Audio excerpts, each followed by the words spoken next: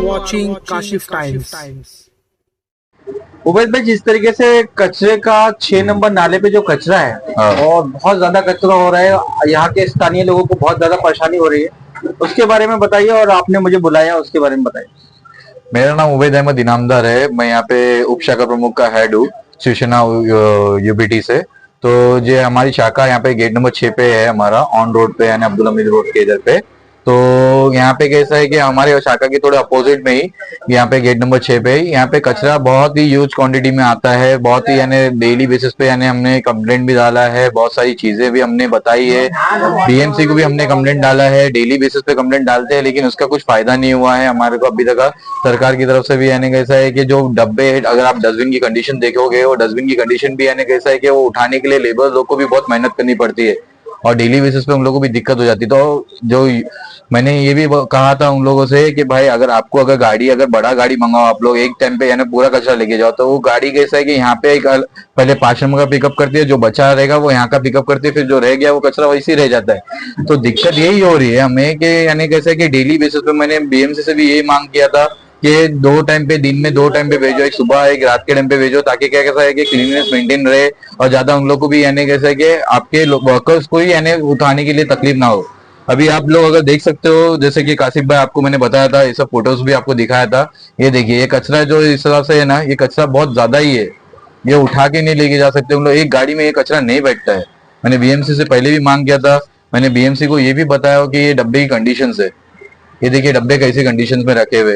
ये डब्बे उठा के गाड़ी में रखना उन लोग के भी यानी उनकी भी सेहत के ऊपर भी यानी सवाल उठते हैं, ये सब भी चीजें। और जहाँ पे ये रास्ते पे अगर ऐसा कचरा फैला रहेगा तो लोग कहाँ से जाएंगे, कैसा जाएंगे लोग, लोगों के लिए भी, स्थानीय लोगों के लिए भी दिक्कत होती है। हमने इससे पहले भी शिवसेना की तरफ से हमारे जो शाखा प्रमुख है स्वप्निल चौहान ने, उन्होंने भी यानी लेटर वगैरह डाले थे, उनके ऊपर भी फॉलोअप हुआ है, लेकिन कुछ यानी कार्रवाई आगे की बढ़ी नहीं है। ये सारे हमने आपको बताए हैं चीजें। अगर आपको चाहिए तो मैं डेली इन्वेस्टिगेशन की आपको अगर मैं बताता हूँ, मैं डेली कंप्लेंट डालता हूँ।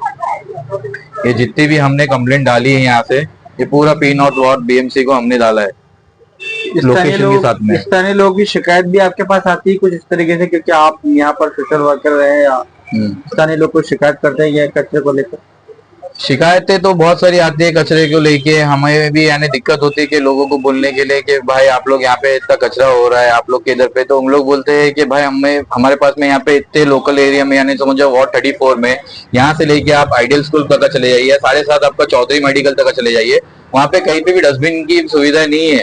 और जो लोकल्स है वो वहां से यहाँ तक आके यहाँ पे कचरा फेंकते हैं। फिर 7 नंबर पे आपको आप देखोगे कि जो टर्निंग थी जो दवाखाने के इधर पे, वो भी कचरा मंडी बंद कर दिया गया है वहां से। फिर वहां के लोग भी यहाँ पे लाके कचरा फेंकते हैं, तो लोगों के पास में कोई ऑप्शन बचा ही नहीं है। अगर एक ही लोकेशन पे अगर मल्टीपल यानी समझ जाओ जगह से कचरा आ रहा है, तो वो कचरा यानी दिखेगा ह्यूज क्वांटिटी में। सरकार को अपनी तरफ से यानी या तो डस्टबिन प्रोवाइड करो, लोकल एरिया में एरिया वाइज के हिसाब से वो डस्टबिन प्रोवाइड करो वहाँ पे कि भाई ये डस्टबिन वहाँ पे रख दिया जाए कि लोकल एरिया से वहाँ से पिकअप कर ले, या वैन प्रोवाइड करो कि डेली बेसिस पे मॉर्निंग के टाइम पे वैन जाए या इवनिंग के टाइम पे वैन जाए, वहाँ से डेली कचरा उठाए वहाँ से। और यहाँ पे भी मैं बोल रहा हूँ कि सरकार से मेरी ये मांग है, बीएमसी से ये मांग है कि भाई आप लोग दिन में 2 बार आप लोग यानी कचरे के लिए भेजे गाड़ी, और डस्टबिन की हालत भी सही करवाइए, क्योंकि वो टायर्स वगैरह भी प्रॉपर नहीं है उसके, ना डस्टबिन यानी कंडीशनेबल है कि यानी वो वेट यानी पिकअप कर सके उतना। कचरा उठाने के लिए जो गाड़ी आती है तो वो कितने दिनों में आती है, हफ्ते में? डेली मॉर्निंग में आती है गाड़ी का कचरा, लेकिन कैसा है कि वो पूरा क्वांटिटी नहीं उठा पाती है।